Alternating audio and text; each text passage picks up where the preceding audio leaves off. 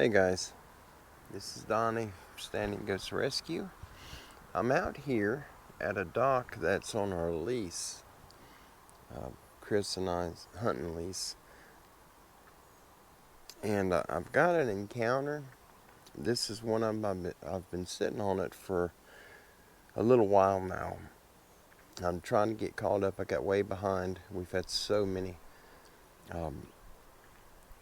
medical bills for the animals that we've had to deal with, and it got a bit overwhelming, and I just got behind on everything. But I'm trying to get caught up. And this one,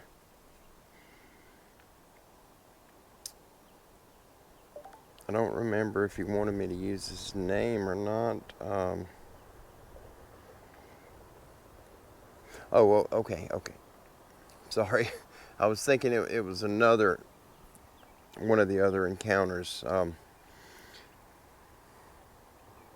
But this one, I'm going to read it to you. It's really fascinating, and at the end, I'll just put in my 2 cents worth. Not that you want to hear it, but I decided to come out here just to get away from the house, get away from the highway. And there is a highway back south of where I'm at right now. I can make out the cars through the trees every now and then when it goes by. But hopefully, using the wireless microphone, I'm hoping that you guys don't hear the background noise. But we're going to go ahead and start on this encounter and get it out of the way. It is a good one. It's another fascinating encounter. It always amazes me the different things that these creatures do.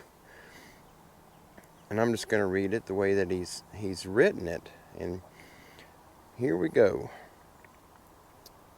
Donnie, here's a strange encounter with the Sasquatch people I had just last fall. You will think this is a BS. Oh, sorry. You'll think this is a crap story, but rest assured it is true, very true. I will not give my name. Call me Z if you share it on YouTube. Guys, we'll share any encounter that we get here on Standing Goats Rescue, and there's several other really good channels that will also share whatever you send them. Just make sure to let them know to use your name or not. But we share all of them here. Just please try to keep the profanity out if you can, because I don't want to put any of that on our channel. Alright, he goes, early October, my bros and myself set up camp in the pine rows of paper company land. Opening day for bow season started the following morning, and we had already scouted the area and had stands in place. The whitetail population here was insane, so we had a very high chance of all of us bagging a buck on opening day. Too much adrenaline pumping for any of us to fall asleep early, so we all picked armloads of limbs to keep the fire burning through most of the night. Around midnight, only 2 of us remained awake. We tossed a pile of heavy limbs on the blazing fire before turning into our tents and crashing. 4 a.m. would be here fast, and we wanted enough time to gulp down some dirt brew coffee before we started out to our stands. Sometime during the next couple of hours, I was woke up from the worst smell I was ever exposed to. My bro in the other cot was already awake, slipping his boots on. I asked him, "What the heck is that odor?" He said he didn't know, but was thinking that one of our tents was probably burning since they were all within 10 feet of the fire. That put my heart into panic mode, and I quickly got dressed and followed him out of the tent. The other 3 were already awake and standing around the fire, puzzled. I asked, "What is burning?" but nobody had an answer. The fire was only a 4-foot ring of smoldering embers now, but there was a mound of charred limbs stacked up high still. I'm not going to give his name, so I'll call him KK. Well, KK said someone has put the fire out and it smells like pee, urine, from an old drunk. It took a few minutes for me to accept that, but I bent down for a closer look, and that's when I seen the splatter marks around the sand. You know, the marks you get when a man urinates on the ground and spells out words like all men have done when they were teens. That set me on a full mind rage. I was burning with anger, and I said to my bros, which one of you peed on the fire? We have to make coffee and cook on that fire, you darn idiot. KK said that wasn't any of us. That's gallons of pee, and all of us together couldn't make that much in a week. Sorry, just had a gnat go in my mouth. Back up. KK said that wasn't any of us. That's gallons of pee, and all of us together couldn't make that much in a week. I wasn't having that half-butted answer. I went and grabbed my flashlight and inspected the ground around the fire. I was looking for boot prints to find out which one of my bros did it. Then I got my reality check. We raked the ground around the fire about 4 feet out so the fire wouldn't catch on any pine straw or leaves. It was bare dirt. There on the side of the fire was 12 to 15 large footprints, very large footprints. KK has huge feet because he's a huge dude. His size 14 boots fit inside of the footprints. Those prints were about 5 inches longer than KK's boots and probably 4 inches wider. PK, I think this is another guy. PK said, that's Bigfoot's tracks, before any of us could say anything. He says, I told you they were out here. We dropped our tents and rolled them up with all of our gear inside so we could get out of there as fast as possible. The entire time we were dragging our tents to the truck, it sounded like we were surrounded by monkeys that were hooting loudly at us, just like the monkeys you watch on TV hooting and acting up. I bet there were 6 or 7 of them around us. It was like they were chanting to celebrate our departure. Judging by the intensity of the hoots, I guess they were around 50 to 60 yards from us, but that was too close. I know this isn't like most encounters on YouTube. None of us seen anything, but it has definitely made us believers. KK won't go back into the woods because of this experience. The rest of us have walked away from this area, and we all have hunting stands that are still out in those woods, but none of us are interested in going back to fetch them. We found a lease in another county that we joined. It's a little over 2 hours away, but it's worth the travel. Anything is better than going back to Pine Ridge. If you don't feel this is worth posting on YouTube, I understand, because we didn't see a Bigfoot and we didn't get attacked. It's something that happened to us that we will never forget. It's cool with me if you don't share it with your subscribers. There won't be any hard feelings. I just had a desire to share it with somebody who would believe me without thinking I'm whacked out, and you're that person. Thank you for listening to our Bigfoot story. See you down the line, bro. And he signs off, Z. Z, if you're watching this, no one encounter is more significant than the next. You've encountered something, and without a doubt, you know what you encountered. You know it was the big guys, these Sasquatch, these cavemen things. And when you have activity like that, and the monkey hooting sounds, which I've heard it once, it's scary. You know, we don't have monkeys in our woods here in the States, not that I'm aware of.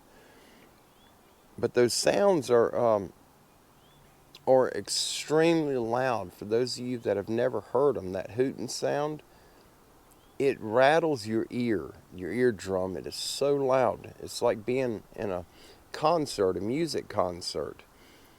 And the sound, being up near them big speakers, and that sound makes your ears kind of crack and pop.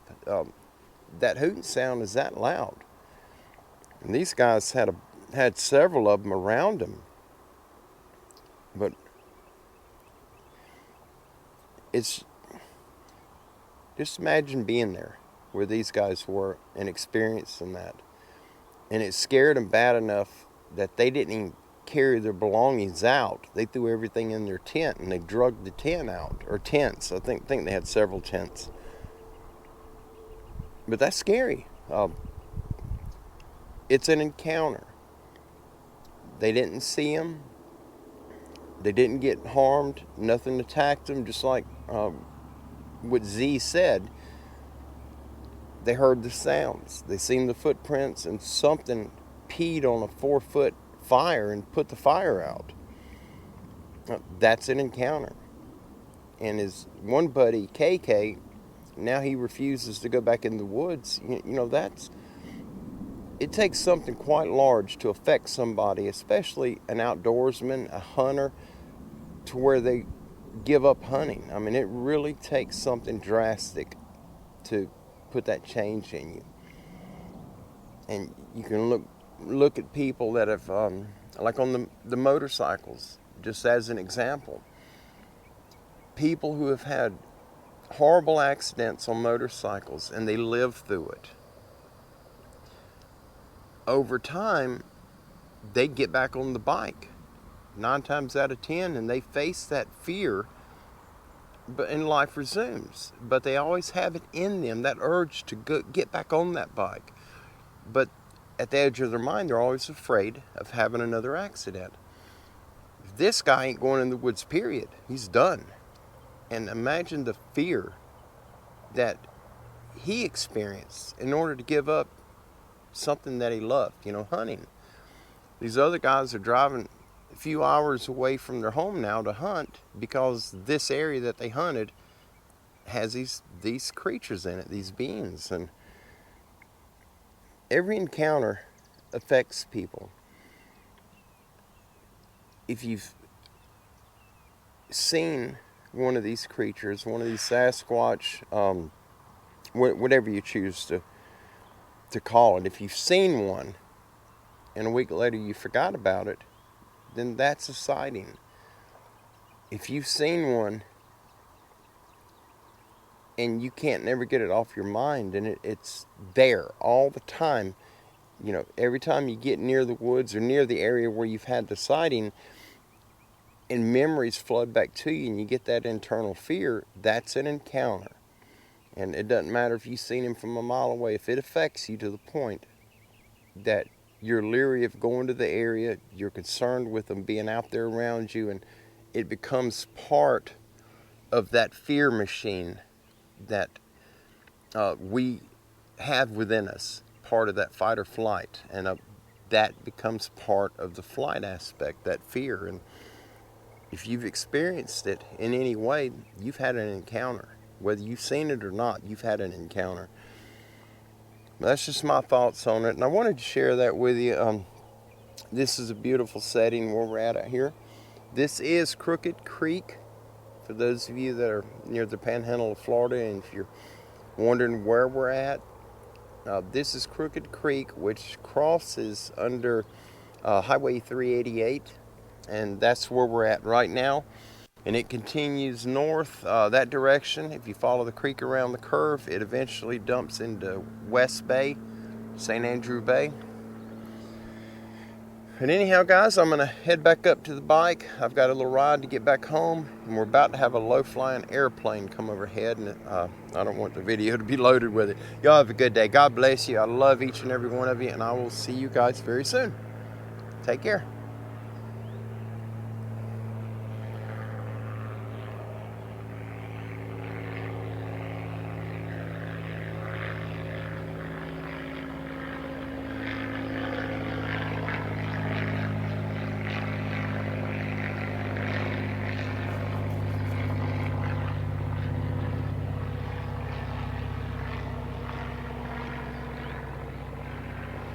one of them airplanes pulling a banner behind it. I had to wait for it to get out of the sun where I could see what he was doing.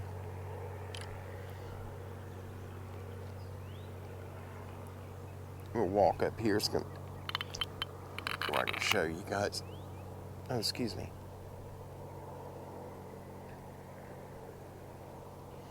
Show you where I'm at. I'm on the little boardwalk here, and the creek continues that direction. There's a lot of mullet in here. It is brackish water. You can catch speckled trout, redfish, flounder, bass, brim, shellcracker, freshwater catfish, saltwater catfish. You can get it all in here, including alligators. There are a lot of pigs in this area. All of these woods up here are part of our lease. And it is just a really, really beautiful area.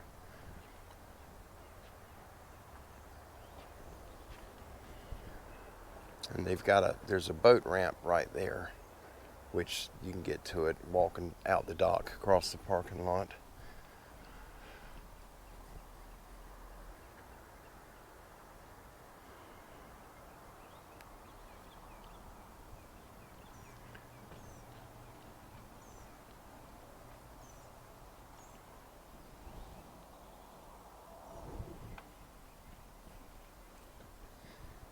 Head back up to the bike and let you guys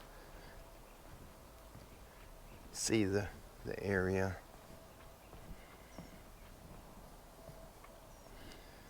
There's a couple of gazebos over here. You can come out and have a picnic or hang out.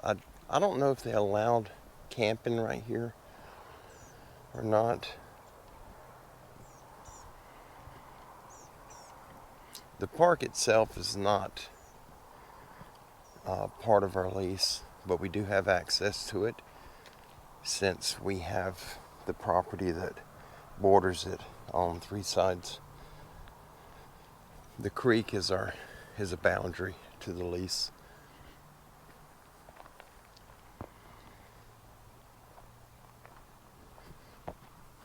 It's a nice little place if you want to just go and have a picnic and get outdoors. It's really pretty up here. They don't have any normal plumbed toilets. They've got a porta potty way back there. I just noted this is an oak tree. This one and these 2 trees, they got a disease or something. I've never seen this before. Look how deep the bark is. That is crazy. I didn't even notice that when I pulled up. And the tree's alive, very full. Pretty brilliant green leaves. And this one's the same way. Some type of disease on them. Strange. But this is the little park. They got a swing over there on the other side of the boat ramp. I don't think you can see it from here. I'll walk over here and show it to you.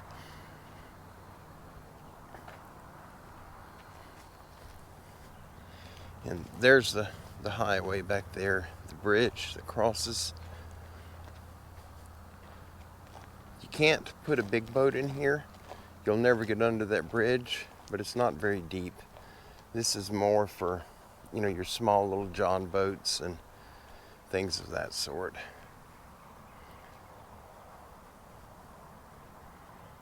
Low overhead clearance upstream.